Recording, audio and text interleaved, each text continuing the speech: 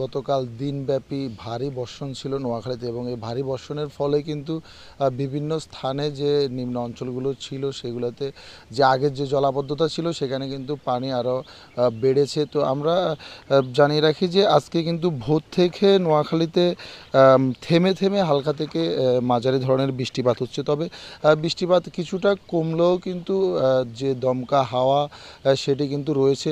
তো এই দমকা হাওয়ার কারণে কিন্তু আসলে বিভিন্ন স্থানে যে কাঁচা গাছপালা ছিল সেগুলো কিন্তু ভেঙে পড়েছে। অনেক স্থানে বিদ্যুতের খুঁটি এবং বিদ্যুতের লাইনের উপর পড়ার কারণে কিন্তু যে বিদ্যুৎ সংযোগ সেই বিদ্যুৎ সংযোগ অনেক জায়গায় বিচ্ছিন্ন হয়েছে। তো জেলা বিদ্যুৎ সমিতির যে তথ্য মতে সেখানে নোয়াখালীর প্রায় এখনও প্রায় 60 ভাগের বেশি মানুষ কিন্তু বিদ্যুৎহীন রয়েছে।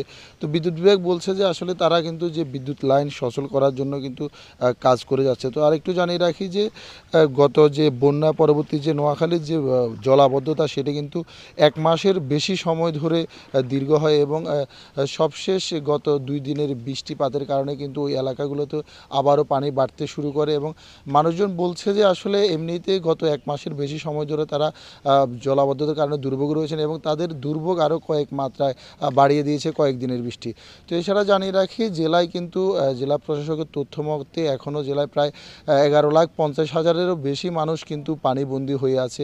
এছাড়া জেলার বিভিন্ন আশ্রয়কেন্দ্রে কিন্তু এখনও আশ্রিত রয়েছে প্রায় 40,000-এরও বেশি মানুষ। আসলে গত 2 দিনের বৃষ্টির পরিমাণ দেখে আসলে মানুষ অনেকেই ভয়ে গতকালকেও পর্যন্ত যে আশ্রয়কেন্দ্রে আশ্রয় নিয়েছিল।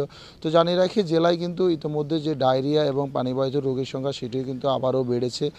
সবশেষ তথ্য মতে জেলার যে বন্যা কবলিত 8টি উপজেলা স্বাস্থ্য কমপ্লেক্স এবং নোয়াখালী জেনারেল হাসপাতালে প্রায় 380 জনের মতো রোগীর চিকিৎসা নিচ্ছেন। তো চিকিৎসকরা বারবারই পরামর্শ দিচ্ছেন যে বন্যার পরবর্তী যে সময়টুকু এই সময়টুকু আসলে বিশুদ্ধ পানি পান করার কোনো বিকল্প নেই এবং বিশুদ্ধ পানি পান করার মাধ্যমে যে ডায়রিয়া পরিস্থিতি সেটা মোকাবেলা করা সম্ভব হবে। তো এই ছিল নোয়াখালী থেকে আমার কাছে সবশেষ।